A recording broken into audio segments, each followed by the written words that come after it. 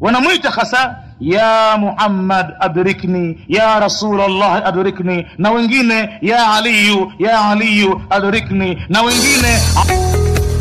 Tangazo: hii ni habari njema kwa wananchi wote waliopo Zanzibar hata nje ya Zanzibar. Njoo ujipatie nyumba kubwa na ya kisasa iliyopo katika kijiji cha Uroa, wilaya ya Kati, mkoa wa Kusini Unguja. Nyumba hii ni kubwa ambayo ipo karibu na fukwe ya bahari. Nyumba ina mazingira mazuri na yenye kupendeza, lakini pia ina eneo kubwa ndani yake. Unaweza kuweka gari na kufanya shughuli mbalimbali za kijamii. Nyumba hii ina vyumba 4 na vyumba 2 ni master. Pia ina ukumbi mkubwa wa kukaa, iko sebule pamoja na sehemu ya kulia, yani dining. Unangoja nini? Wakati ndio huu. Kwa maelezo zaidi wasiliana nasi kwa simu nambari 0772794510. Punguzo la bei lipo. Unasubiri nini? Karibu ujipatie ulimwengu wa fahari na wa furaha. Kumbuka, hii ni zaidi ya bure, yani house for sale. Nyote mnakaribishwa.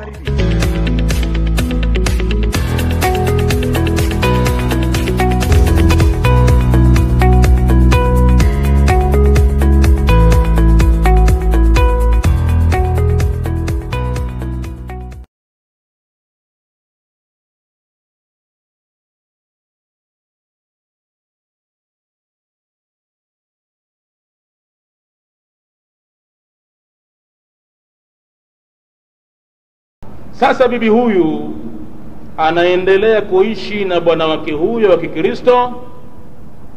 Kwa bahati mbaya, bibi huyu yeye anapokwenda kwenye khitma, mathalan imetokezea khitma pahala, huchukua mashafu na kusoma. Ina maana jambo hili kalifanya siri kubwa, ndugu zake hawajui kwamba yeye amekusha kutanaswari.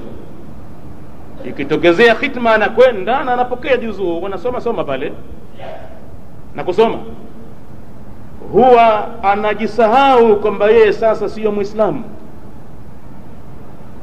Mashaka yaliyompata, alikuja akaumwa mkono wake wa kulia. Mkono wake wa kulia huo ukanyofoka manyama, ukalika vibaya sana. Akaendelea kupata mashaka hayo kwa muda mrefu sana.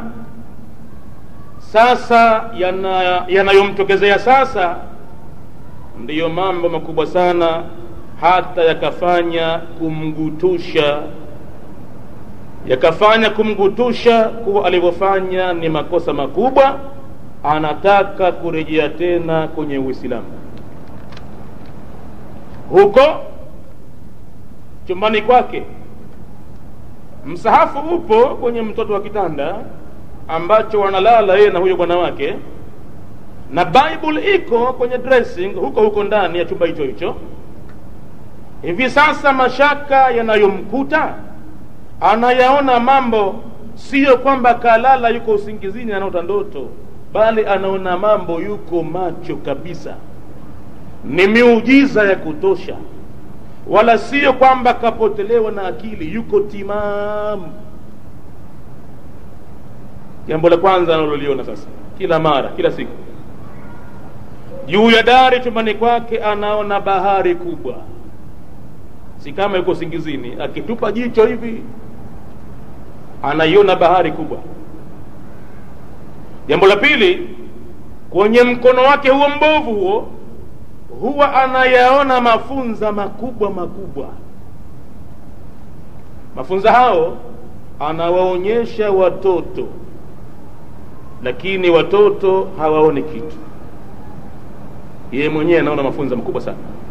Yeye huwa anawabandua na kuwatupa, lakini watoto hawaoni kitu. Vile vile kwenye kiganja cha mkono huo mbovu, huona vichwa vya kuku vinatoka kimoja baada ya kingine tele, na kuviondoa na kuviweka kwenye meza. Anawaita watoto, muangalie mambo haya ya hatari. watoto wote waliomo ndani hawaoni kitu. Jambo la tatu, alichukuliwa kupitia kwenye ukuta, si kama yuko usingizini, yu macho kabisa. Uliinuliwa na kupenyezwa, akaenda huko mbali, akaona watu wanasoma khitma na yeye kaekwa kati. Baadaye akarejeshwa kupitia pale pale kwenye ukuta. Jambo la nne, walikuja watoto wengi wakamsomea Qur'ani pale na khitma na kusoma Qur'ani, na huku wakimlaani, la'natullahi alayki, la'natullahi alayhi, wanamlaani sana.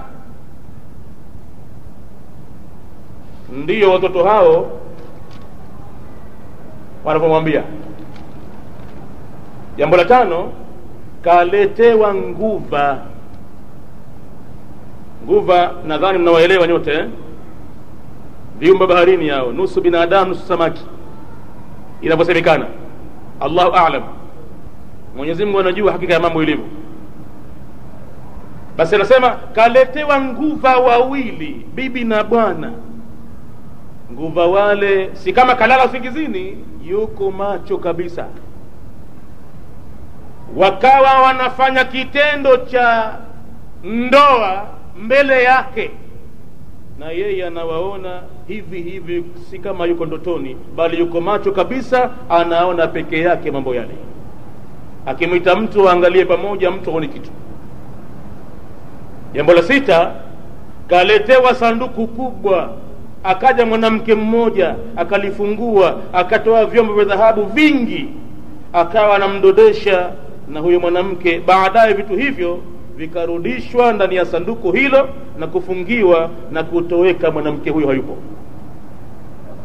Sasa mwandikaji wa barua ambaye dada yake ndio mwenye mambo hayo anamwambia, haya ni mambo ambayo bibi huyo amemfika. Amesisitiza kweli sana kwamba amejuta sana, na hivi anataka afanyiwe kila hali, afanyiwe yote ambayo yatamuwezesha yeye kurudi kwenye Uislamu na kutubu toba ya kweli kweli, na yuko tayari kwa hali yoyote ile afanikiwe.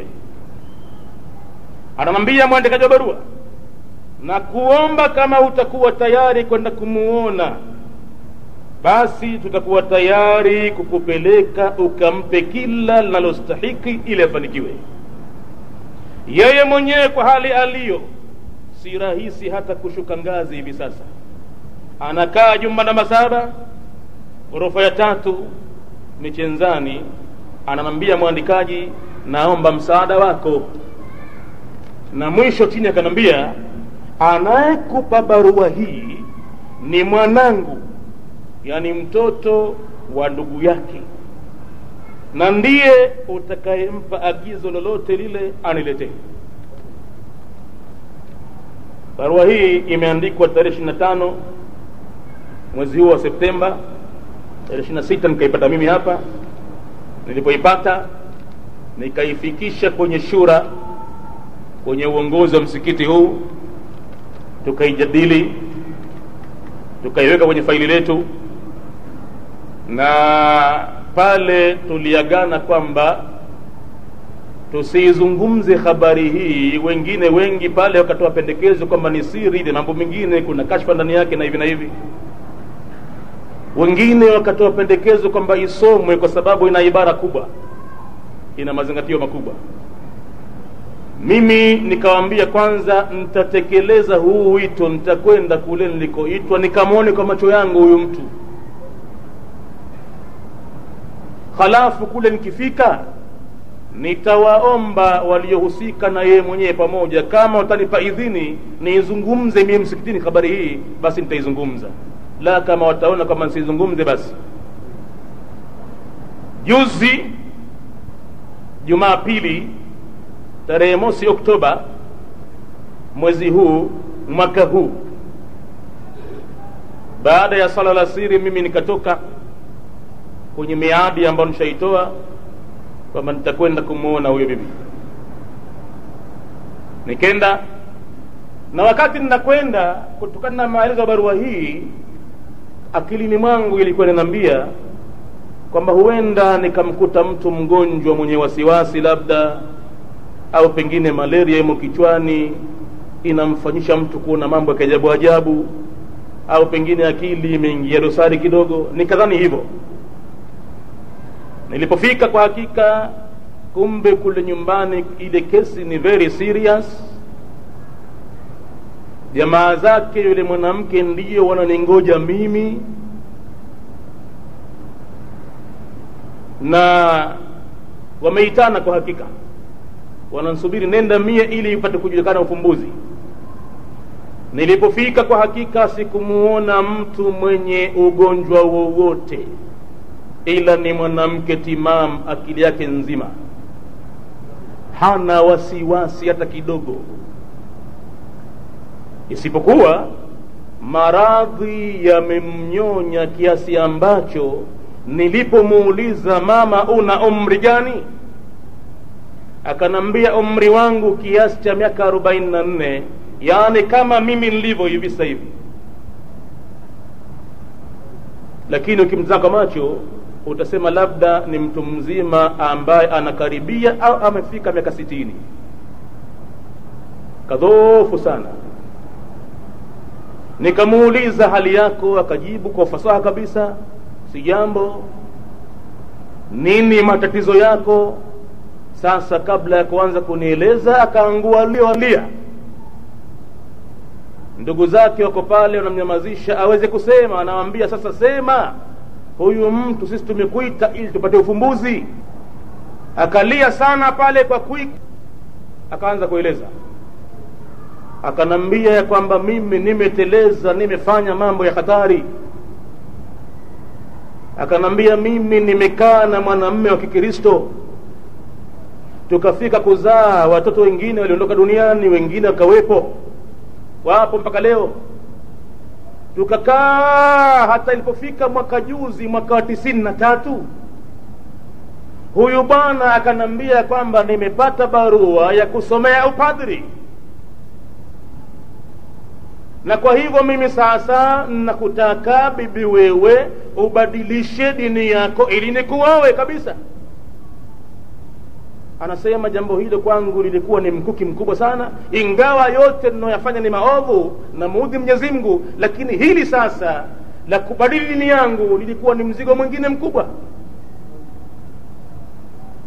Nikatetemeka sana mimi kunambia vile, nikafanya upinzani mkubwa, lakini kila siku amenizidi mbinu. Mwisho inabidi tena tutaagana na hivi na hivi, na bilisi. Hatimaye ananiambia huku sasa, hapo akazidi kulia sana, watu wanambembeleza anyamaze anieleze. Akajitahidi akaweza kunyamaza, na akanambia hatimaye katika huo mwaka wa 93 tukenda zetu kwenye kanisa la Mkunazini minara miwili. Nikapitishwa sehemu fulani, nikakanyagishwa sehemu fulani, nikaambiwa nikae tayari nitiwe maji ya ubatizo. Nikabatizwa kwa maji hayo, na baadaye nikapelekwa mbele kwenye sehemu yao wenyewe wanaita madhabahu. Hapo wakawa wanasoma maneno yao, mimi siyaelewi. Nikabadilishwa jina langu, na mwanamke nilimuuliza jina lako la Kiislamu jina gani? Akanambia mimi ni Salma Muhammad Haji. Wakanambia jina la baba yako basi liacha hivyo hivyo. Ikawa toka siku ile, lakini nasema niko pale nimesimama natiwa maji ya ubatizo, hali yangu pale nilijiona kama maiti, nimekufa kabisa, mwili si wangu. Kwa hakika lile jambo lilikuwa linafanya kama mtu niliotekwa sana, nimezidiwa nguvu sana. Basi tukatoka pale, mimi nishakuwa nimetanasari. Anasema habari hii mimi nikaifanya kuwa ni siri mno kwangu mimi, na yeye mwenyewe kaniahidi kwamba haitotoka nje. Lakini ndugu zangu, sijui ilikuwaje ukaipata. Nikashtukia ya kwamba hapiti mtu kwangu, na nikashtukia ninapata mashambulizi makali kwa watu wangu. Sasa ndo ananiambia ikatokezea mimi kujichoma kidogo mkononi mwangu wa kulia. Mkono huo alipojichoma, na mkono kwa hakika nimeuona kwa macho yangu, nilipowauliza ndugu zake na yeye mwenyewe, huu mkono tokea azaliwe ndo hivi hivi? Maana ukiutazama sasa hivi ghafla utasema mtu amezaliwa na kilema kile. Pamelika katika kidole gumba, utadhania mtu kaungua moto. Kidole kimebakia kipo chembamba sana, sehemu ilolika mpaka huku. Yule jamaa yake ananiambia, huu mkono ulikuwa ukatwe bwana. Sisi tumelilia hali kule hospitali, tumesema na watu, lakini China hakubali, asema mkono huu uende, kwa sababu utakwenda utakula mpaka juu. Lakini mpaka sasa hivi tukakubaliwa kwamba usikatwe mkono. Hali ndiyo hiyo unayoiona. Basi anasema nilipoanza kupata maradhi haya ndo nikawa ninayaona mambo ya ajabu. Sasa badili ya barua hii, mimi sasa akawa ananihadithia mwenyewe ile mwanamke. Sasa akawa ananiambia, naona mambo, si kwamba nimelala, ninayaona ni macho. Nachukuliwa mimi na petro kutani hapa, napelekwa pahala na mtani, na ukumbuka nilifika pahala kama Mwembe Tanga hivi. Mwembe Tanga pale nikaekwa chini pale, wakaja watu wakanilaani vibaya sana, na Qur'ani inasomwa, halafu vituko vingine ndani ya chumba changu hichi, wanaingia watu usowajua, vimo vyao na viona vidogo vidogo. Namwamsha mwenzangu, naambia unasikia kishindo hicho? Laana yote juu yangu mimi hiyo. Mwenzangu ananiambia, wewe homa haja kutoka tu, bado wa malaria hiyo, wewe moga tu. Anasema hali yangu ilibadilika sana, wasiwasi mwingi sana, kila siku ninayaona makubwa zaidi. Hatimaye ndugu zangu, nilipo wataka wanisaidie maradhi yangu, katika kwenda mbio kwao, wakaja wakanambia ya kwamba moja katika mambo yaliyokusibu wewe, umepoteza radhi za watu wako. Anasema kuambiwa hivi hapa ilinipiga ndani ya moyo wangu, nikaona sasa tayari wamenipata hawa. Na kutokana na hali yangu iliyo, nikasema sasa nikiificha aibu hii naangamia. Ilibidi sasa niwaambie watu wangu kweli ilivyo, kwamba mimi nimechukuliwa mpaka kanisani mirara miwili na nimekwisha batizwa Ukristo. Nikawaambia hivyo, na nikawaambia kwa lengo la kujuta. Sasa naumia na nisaidieni, nataka nirudi haraka. Yule mwanamke akanambia, sasa tuko uso na macho na jamaa zake pale, tuko mashahidi wanawake na wanaume wako pale. Akanambia, nakwambia kwamba mimi nimetoa vichwa vya kuku 18 kwenye mkono wangu huu mbovu. Vichwa vya kuku vile mimi ninaviweka juu ya meza, na waita watoto, vitazameni viondoweni, naambia tu ni kitu. Nikaona sasa nishaumia. Natoa funza kwenye mkono wangu mbovu, mifunza mikubwa, na waita watoto, ondoweni balaa hili. Wanasema, mama, hatuoni kitu sisi hapa. Nikaona nimeumia. Ndipo nikaona sasa duniani ninayaona haya. Je, nikifumba jicho nikifika mikononi mwa Allah nitakuwaje mimi?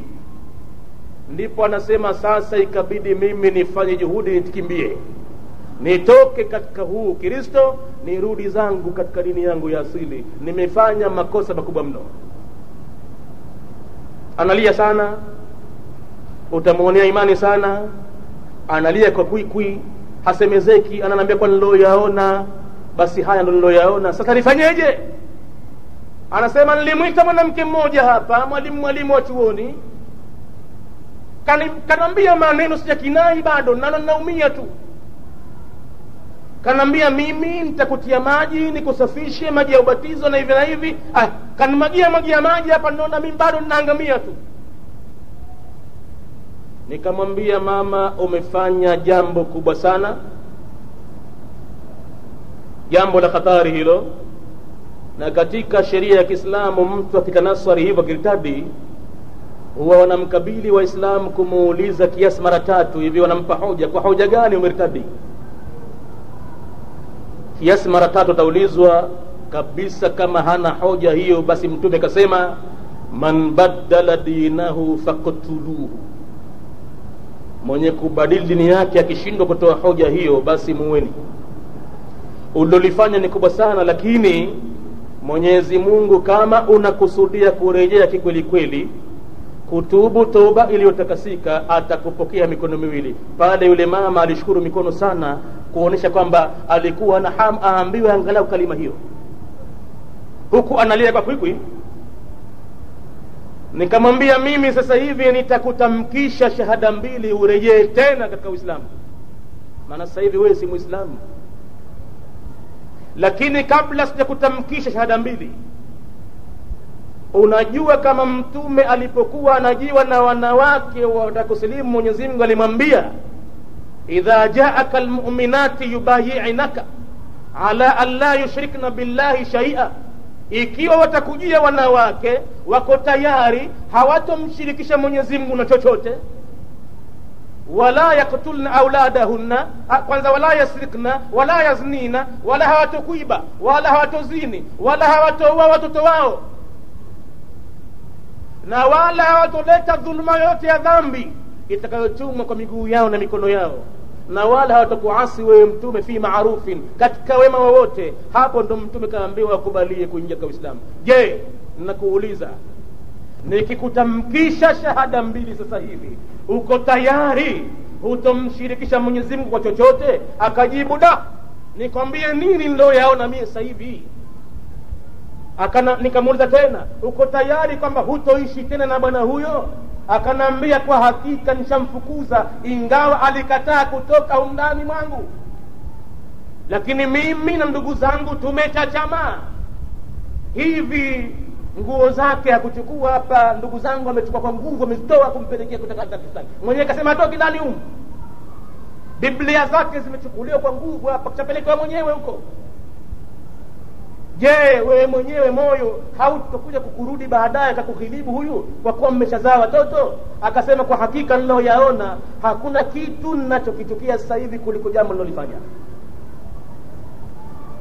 Uko tayari kwa yote? Niko tayari. Nikamwambia nakutamkisha shahada 2, tamka na mashahidi wako hawa.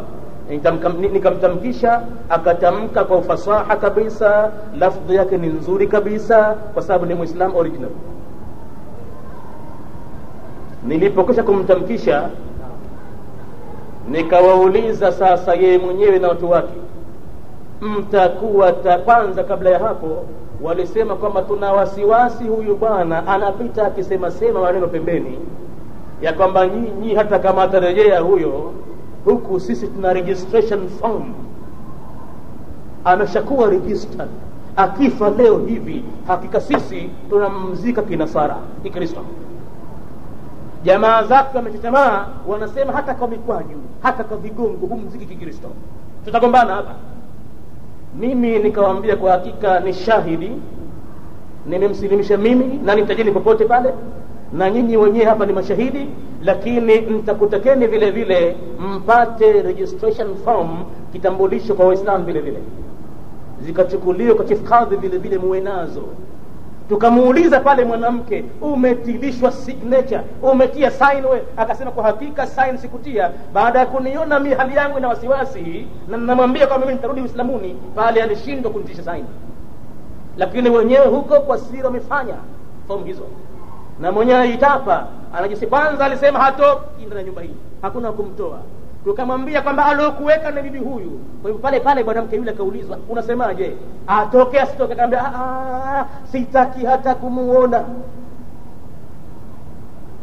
Hiyo ndio kazi. Mimi mtaniipa idhini nizungumza msikitini? Waliruka kwa pamoja, kuanzia muhusika na ndugu zake, wakasema hilo hasa ndo tulitakalo, izungumza na Waislamu msikitini. Na sisi tunakwenda kuitoa kwenye vyombo vya habari vikubwa, television na maredio na magazeti, Waislamu wote waone. Likitokezea kutokezea, basi Waislamu wote wawe ni mashahidi, wajue kwamba huyu mtu alitanasari kweli, alizidiwa lakini karejea. Basi kwa hivyo Waislamu wakati huo wawe kidete kusimamia jambo hili. Zaidi ya hapo, utapolizungumza kwa Waislamu msikitini jambo hili, ututakie kwa Waislamu dua maalum ya kumsaidia mwenzetu huyu. Mwenyezi Mungu ampokelee na moyo wake aufanye uwe madhubuti, asije akachezewa tena na ibilisi. Na halafu yeye mwenyewe yule ananiambia, habari hii ikizungumzwa, kama kuna wanawake wengine wanataka kushawishiwa na watu walikuwa si Waislamu kwa sababu ya hali za maisha, basi habari hii izungumze ili wapate mazingatio. Mimi haya mambo nimeyaona, siko usingizini, nimeyaona, niko macho. Kwa hivyo kadhia ni hiyo. Huyo mwanamke nimemuuliza, akanambia mimi nikifanya kazi hospitali, naitwa Salma Muhammad Haji, na kwa hivyo naitolee salamu kwa Waislamu kwamba ninajuta niloyafanya, waniombee kwa Mwenyezi Mungu dua. Katika dua tutakazoomba sasa hivi hapa vile vile tutaikusudia vile vile kumwombea bibi huyo. Na tunakumbushana tu kwa darasa ya kesho Jumatano kama kawaida itaendelea Riyadhus Salihina, na michango yetu inaendelea, na wakusanyaji wako nje msikiti baada ya Aisha, na wanaohitaji kanda za mawaidha pamoja na darasa leo basi itakuwa tayari baada ya sala ya Aisha. Alhamdulillahi Rabbil Alamin, wassalatu wassalamu ala rasulillahi Muhammadin sallallahu alayhi wa sallam. Rabbana taqabbal minna innaka antas samiul alim, وتب علينا يا مولانا إنك أنت التواب الرحيم. ربنا آتنا في الدنيا حسنة وفي الآخرة حسنة وقنا عذاب النار. اللهم فقهنا في الدين وعلمنا التأويل والتفاسير وارزقنا اتباع. اللهم زينا بزينة القرآن وارزقنا تلاوته آناء الليل وأطراف النهار على النحو الذي يرضيك، واجعله حجة لنا لا حجة علينا يا رب العالمين. اللهم إنا نسألك إيمانا لا يرتد، ونعيما لا ينفد، وقرة عين لا تنقطع، ومرافقة نبيك محمد صلى الله عليه وسلم في أعلى جنان الخلد. ربنا لا تزغ قلوبنا بعد إذ هديتنا، وهب لنا من لدنك رحمة إنك أنت الوهاب.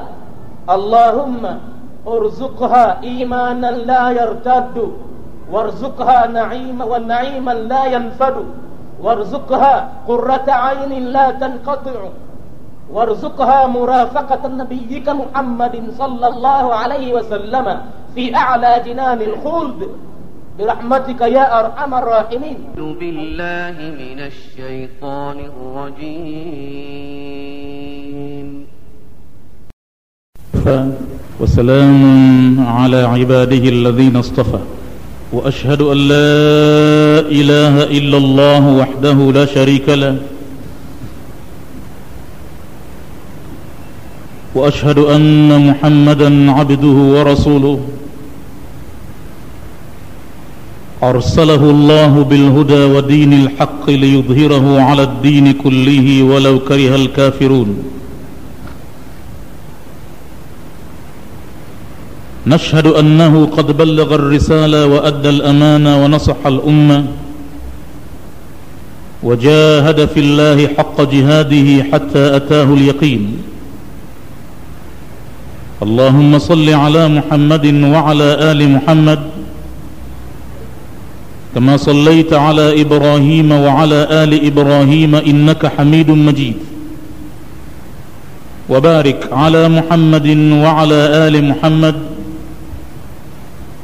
كما باركت على إبراهيم وعلى آل إبراهيم إنك حميد مجيد. أما بعد، فإن أحسن الحديث كتاب الله، وخير الهدي هدي محمد صلى الله عليه وسلم، وشر الأمور محدثاتها، وكل محدثة بدعة، وكل بدعة ضلالة، وكل ضلالة في النار. اللهم إنا نعوذ بك من عذاب النار. tukiendelea na akhta'ul musallin, makosa tunayofanya sisi wenye kusali.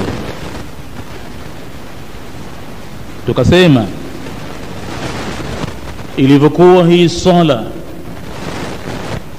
ndio jambo la mwanzo litakaloulizwa katika mambo ya ibadati kwa mwanadamu,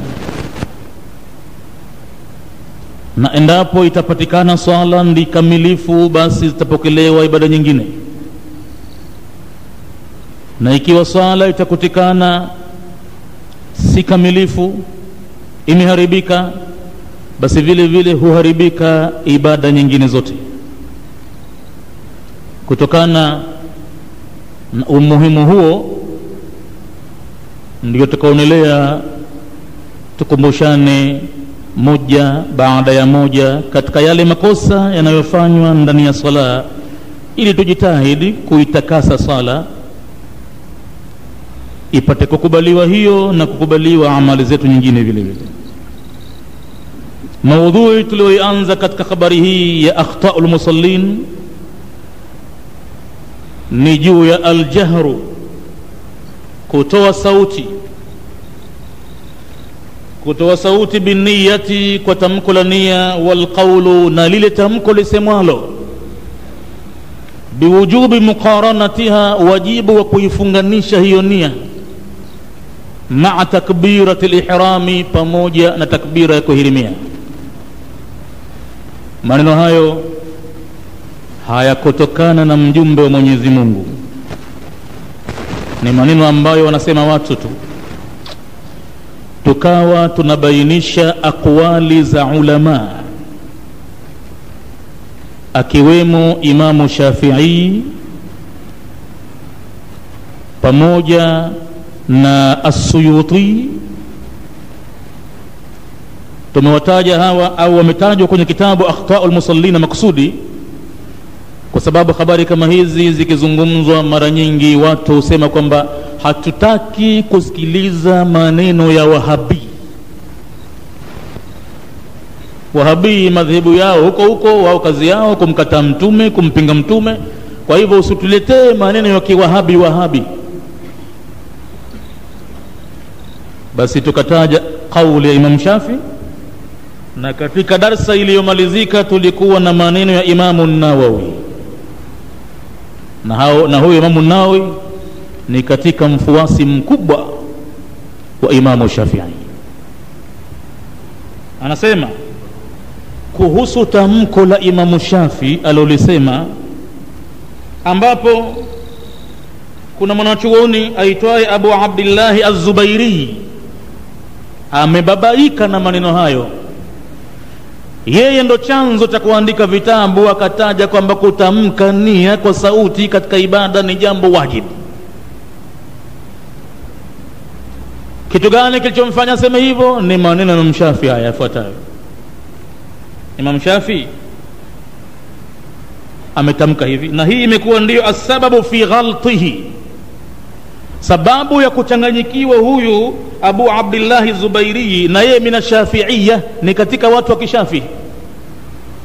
Sababu ya kuchanganyikiwa, suu fahamihi, ni ubaya wa fahamu yake, liibarati Shafi'i, kwa ni maneno aliyotamka Imam Shafi siku moja. Amesahau kwa Imam Shafi kishaanza mwanzo kusema alwaswasatu fi niyyati salati, wasiwasi katika nia ya swala, wa tahara, na hata nia ya tahara. Wasiwasi huu mtu kama atakuwa nao kwamba labda matamshi yake hayakufungana pamoja na takbira ya kuhirimia, anasema Imam Shafi, min jahlin bishar'i, ni katika ujinga wa mtu kutokufahamu sheria, au kama si ujinga, khabalin bil aqli, ni kuchanganyikiwa kwa akili. Akili itakuwa kidogo ina athari ya mental case, maana hawi mtu mzima na akili yake. Akatoka kwake siku ya Ijumaa, akakoga na kanzu yake aliifua kabla ya siku ya Ijumaa, akaitayarisha, akaipiga pasi, akajipaka manukato, akatoka mguu mosi mguu pili mpaka hivi sasa. Kisha kaketako msikitini, amekwisha swali tahiyatul masjid, anangojea kusali Ijumaa. Halafu iwe hana habari anafanya nini hapa. iwe wakati wa kufunga swala ndo anamwambia Mwenyezi Mungu nawaitu, sasa nanuia mimi kusali mimi fardhu aljumaa, fardhu ya Ijumaa, rakaataini, rakaa mbili tena Mwenyezi Mungu nakwambia nitakusali.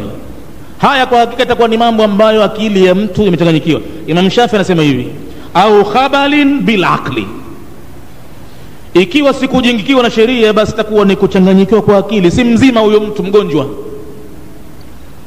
Sasa pako pahala Imam Shafi katamka maneno Abu Abdillahi Az-Zubairi kafahamu vibaya, hata Imamu Nawawi anasema kafahamu vibaya. Maneno gani? Imam Shafi amesema hivi, idha nawa hajjan wa umra, atapanuia mtu ibada ya hija na umra, ajzaa, itajuzu kwa manuizi yake ya moyoni tu, hakuna kutamka nawaitu fardhu alhaji wala nawaitu fardhu alumra. wa in lam yatalaffaz, hata kama hakutamka chochote katika hija na umra, ajzaa.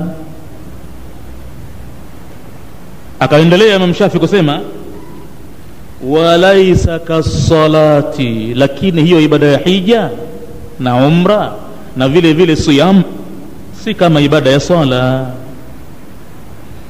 Katika ibada ya swala, la tasihu, swala haisihi illa binutqi, illa kwa kutamka kitu. Hicho cha kutamkwa kababaika nacho huyu Abu Abdillahi Zubairi mina Shafi'iyya, yeye akadhania kwamba kutamka kwenyewe ni ile nawaitu faradha dhuhuri 4 rak'atin mustaqbil alqiblati adaan imaman au ma'muman, yeye kafahamu hivyo. Kumbe hapa kilichokuwa kinazungumzwa ni takbiratul ihrami katika sala, ndo lazima uitamke kwa sauti au ulimi utikisike. Ibada ya saumu unaingia bila takbira kuhirimia, ibada ya hija unaingia bila takbira kuhirimia, ibada ya umra unaingia bila ya takbira kuhirimia, na hata ukitaka kutoa zaka vile vile hahitaji Allahu akbar, hahitaji, unafanya tu. Lakini ibada ya sala anasema Shafi, la tasihu, haiwezi kusihi sala kwa kauli ya Mtume. Anamwambia yule ambaye almusii salata, aliyeharibu sala yake, basi ukishatawadha fastaqbil alqibla, elekea kibla, thumma kabbir, kisha utamke Allahu akbar. Swala huwezi kuingia hivi hivi mpaka kwa Allahu akbar. Na hapo ingelikuwa yako maneno ya kutamka awali, Mtume asingemwachia, angemwambia utamke hivi hivi hivi hivi, lakini fakabbir, utamke takbira. Anasema Nawawi, qala ashabuna, wamesema watu wetu. Imamu Nawawi akisema kwamba wamesema watu wetu, wanakusudia watu wanaofuata madhehebu ya al-Imamu ash-Shafi'i rahimahullah. Maana yeye An-Nawawi ni mtu wa Kishafi'i. Akisema qala ashabuna, yani wamesema watu wetu katika watu wa madhehebu Shafi'i. Wamesemaje? Ghalata hadha al-qa'il, amebabaika msemaji huyu alipokusudia kwamba nutqi hapa ni nawaitu, walaysa muradu Shafi'i, siyo madhumuni ya Imam Shafi'i bin nutqi, kutamka fi salati, katika sala. Hadha, hii nia hii ya nawaitu, bal muraduhu takbiru, bali madhumuni yake ni takbira kuhirimia. Lakini Abu Abdillahi Az-Zubairi kaandika mpaka vitabu, na ndivyo vikatufikia sisi mwetumu. Babu majaa Safiatun Naja ni katika biko ya huyo bwana, yanatokana na maneno yake. Ndio maana ukakuta baadhi ya vitabu kuitamkania ni wajib au kuitamkania ni sunna, wanasema baadhi ya watu, lakini si wajibu wala si sunna kutamka. Waqala Ibn Abil Izzi Al-Hanafi, mbali ya Imamu An-Nawawi vile vile mtu katika madhehebu ya Abu Hanifa aitwaye Ibn Abil Izzi, yeye Al-Hanafi amesema lam yaqul ahadun, hajasema mtu yoyote min al-a'immati al-arba'a, katika maimamu wanne, la Shafi'i, si Imam Shafi'i, wala ghairuhu, wala si mwinginewe. Hakuna aliyesema bishtirati at-talaffudhi bin-niyya, kwamba ipo sharti ya kutamka manuizi ya moyoni. Hakuna katika maimamu wanne alotamka chochote kile. Wa innama niyatu, isipokuwa maimamu wanne wanaungana pamoja kwamba nia mahalluha alqalbu, pahala pake ni kwenye moyo, bittifaqihim, kwa maafikiano yao maimamu wanne wote. Illa, isipokuwa anna ba'da almutaakhirina, baadhi ya wale ambao wamekuja mwishoni huku, au jaba, amepatikana mtu akawajibisha at-talaffudh biha, kuitamka hiyo nia, wa kharraja wajhan, na mategemezi yake hana pa kutegemea popote pale, akatoa njia min madhhabi Shafi'i, katika madhhabi ya Kishafi'i, kwa tamko la Imam Shafi'i lile aliposema kwamba sala haisihi ila kwa matamshi. Ama hija na umra inajuzu hata kama mtu hakutamka kitu, lakini sala mpaka atamke. Hicho cha kutamkwa ndiyo mtu kababaika. Qala an-Nawawi, na huyu Ibn Abil Izz al-Hanafi anasema kwamba amesema al-Imam an-Nawawi rahimahullahu, wa huwa ghalatun, jambo hilo ni kubabaika, kachanganyikiwa, mtu akufahamu vizuri. Intaha, maneno hayo yanamalizikia hapo bila ya ukindani wote. Wa huwa masbukun, na hiyo ni kauli ambayo imetanguliwa bil ijma'i qablahu, na mkusanyiko wa makubaliano ya masahaba wote kwa hakika kabla yake. Wa qala Ibn al-Qayyim, tulifika hapo katika darasa lililopita, na sasa amesema mwanachuoni Ibn al-Qayyim. Ibn al-Qayyim amesema kana sallallahu alayhi wasallam, kitu sahihi ni kwamba alikuwa kiongozi wa ibada aliyeletwa kufundisha namna ya kuabudu. Alikuwa mjumbe wa Mwenyezi Mungu sallallahu alayhi wasallam, idha qama ila as-salah, anaponyanyuka kuelekea kwenye sala, na akasema kiongozi huyu, sallu kama raaitumuni usalli, salini waislamu yote kama vile mlivyoniona mimi na swali. Waislamu nyote swalini kama mlivyoniona mimi na swali.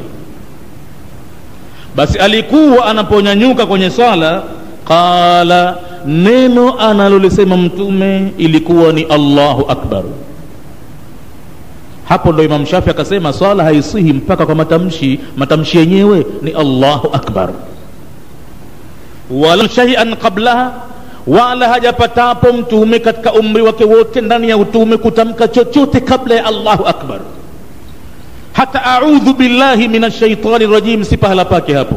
A'udhu, lakini huko mbele baada istiftahi salah ndo inakuja a'udhu, halafu bismillahi, tena inakuja alhamdu. Lakini kabla ya takbira ya kuhirimia hakuna kitu kilichopokewa, ni tamko la Allahu akbar tu basi. Wala talaffadha bin niyyati albatta, wala hajapatapo mtume wa Mungu kutamka manuizi ya moyoni mwake hata wakati mmoja. Angalau ingepatikana kitu mara moja hivi, ingepatikana kidogo pa kuegemea, lakini hata mara moja. Wala qala, wala hajapatapo kusema bwana mtume, usalli lillahi, nasali mimi hivi sasa kwa ajili ya Mwenyezi Mungu, salata kadha, sala fulani, mustaqbil alqibla, huku nikiwa nimeelekea kibla, 4 rak'atin mathalan, rakaa 4, imaman, hapa nilipo mimi ni imam, au maamuman au maamuma. Hajapatapo mtume kusema hivyo. Wala qala, wala hajapatapo kusema mtume adaan wala qadaan, kumwambia Mwenyezi Mungu sasa mimi naswali swala hii kwa wakati wake au naisali kwa kuilipa. Wala fardhu alwaqti, wala hajapatapo mtume kutamka fardhi ya wakati fulani, wa hadhihi 10 bid'in, na hizi ni bidaa kama 10 hivi zimezuliwa ndani ya ibada ya sala. Mapema hata hajaanza kuswali mtu ile anaanza kuzua pale pale kwenye sala, na huenda mpaka kwenye iqama ukaona watu wamezua maneno ya kukimu sio ambayo mtume kafundisha. Utasikia ikama inaanza alhamdulillahi rabbil alamin wassalatu wassalamu ala rasulillahi Muhammadin sallallahu alayhi wasallam wa radiyallahu ta'ala wa an kulli sahabati rasulillahi ajma'in. Hapo tena ndio Allahu akbar, Allahu akbar.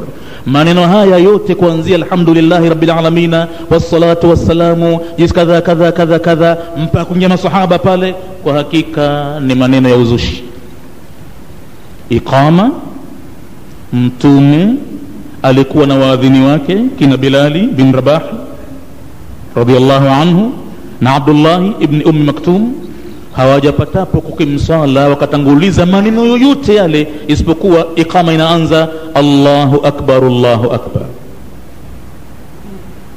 Haijapatapo kuanza kwa maneno mengine yote, lakini maneno haya sheti upachague pa kupazungumza wapi. Sende ukazungumza popote pale, atakuja pambana mtu na kazi ngumu.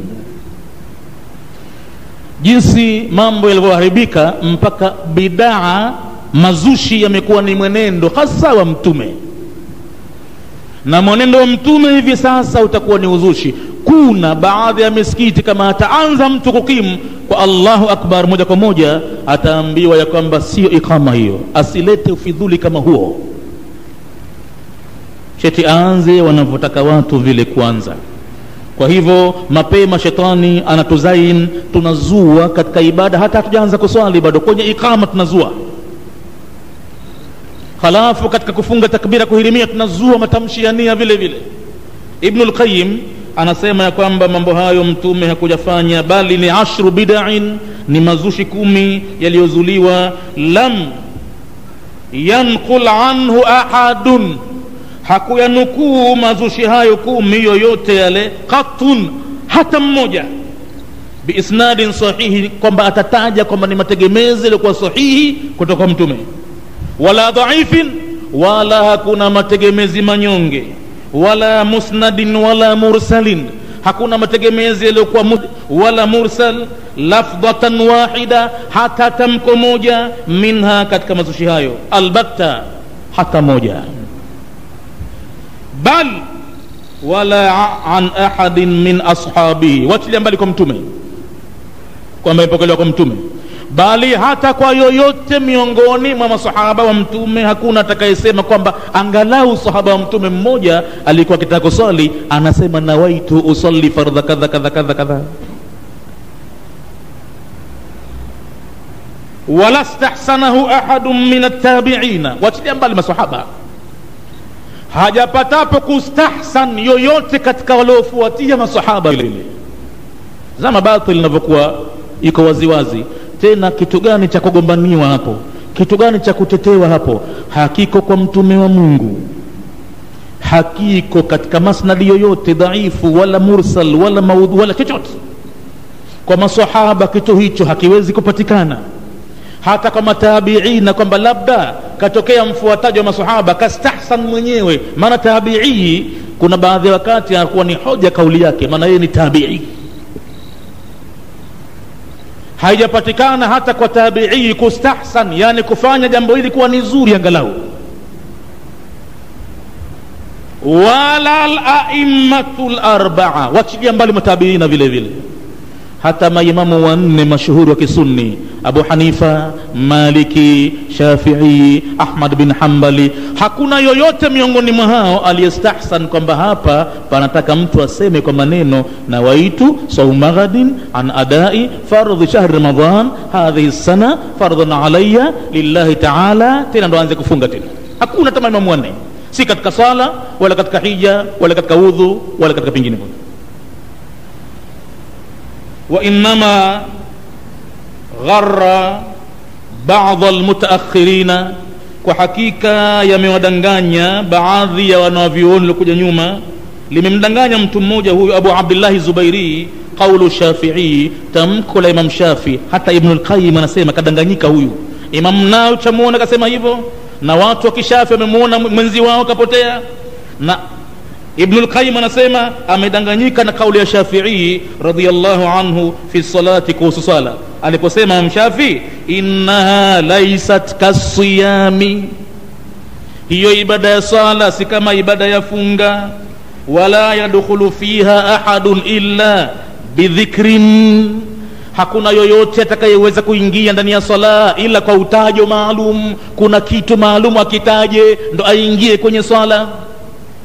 Fadhanna, basi akadhani huyo aliyebabaika, anna dhikra, utajo wenyewe, lafdhul musalli, ni tamko la mwenye kusali, biniyati, atamke nawaitu kadha kadha kadha, nia hivyo. Wa innama arada Shafi'i, Ibn al-Qayyim anasema alichokusudia Shafi'i si chengine rahimahullahu bidhikri, kuhusu dhikri ile ndani ya sala, takbiratul ihrami, kakusudia takbira kuhirimia lazima uhitaji kwenye sala, si kama ibada nyingine, saum, hija, umra, kule unakwenda bila Allahu akbar. Lakini ibada ya sala huwezi kuiswali mpaka utamke tamko la kuhirimia. Laisa illa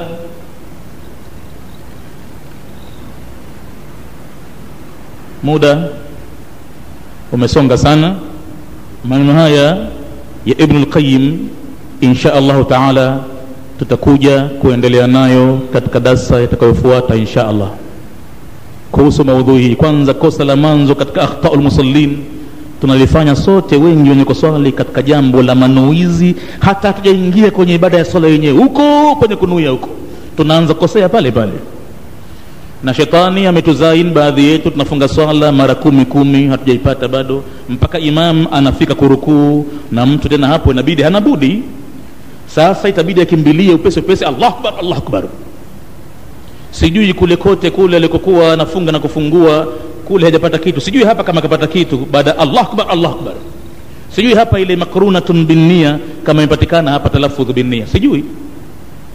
Shetani ndo kazi yake hiyo, wallahu a'lam. Mwenyezi Mungu ndiye ajuae. Tumombe Mwenyezi Mungu atujulishe kila lililokuwa ndilo katika dini na atupe uwezo kulifuata, na vile vile atujulishe kila lilokuwa silo katika dini na atupe vile vile uwezo wa kuweza kuliepuka. Alhamdulillahi rabbil alamin, wassalatu wassalamu ala rasulillahi Muhammadin sallallahu alayhi wasallam. Rabbana taqabbal minna innaka antas samiul alim وتب علينا إنك أنت التواب الرحيم. ربنا آتنا في الدنيا حسنة وفي الآخرة حسنة وقنا عذاب النار. اللهم فقهنا في الدين وعلمنا التأويل والتفاسير وارزقنا اتباعه. اللهم زينا بزينة القرآن وارزقنا تلاوته آناء الليل وأطراف النهار على النحو الذي يرضيك، واجعله حجة لنا لا حجة علينا يا رب العالمين. اللهم علمنا ما ينفعنا وانفعنا بما علمتنا وزدنا علما يا رب العالمين برحمتك يا أرحم الراحمين. وصل اللهم على عبدك ورسولك النبي الأمي وعلى آله وصحبه وسلم، والحمد لله رب العالمين. وأستودعكم الله الذي لا تضيع ودائعه. والسلام.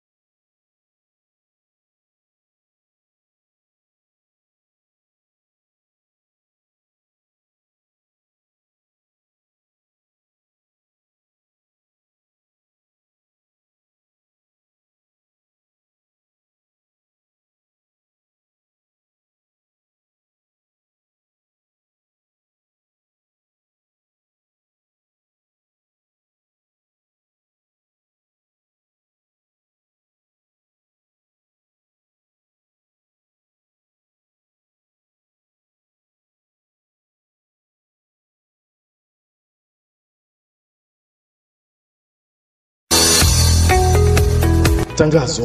Hii ni habari njema kwa wananchi wote waliopo Zanzibar hata nje ya Zanzibar. Njoo ujipatie nyumba kubwa na ya kisasa iliyopo katika kijiji cha Uroa, wilaya ya Kati, mkoa wa Kusini Unguja.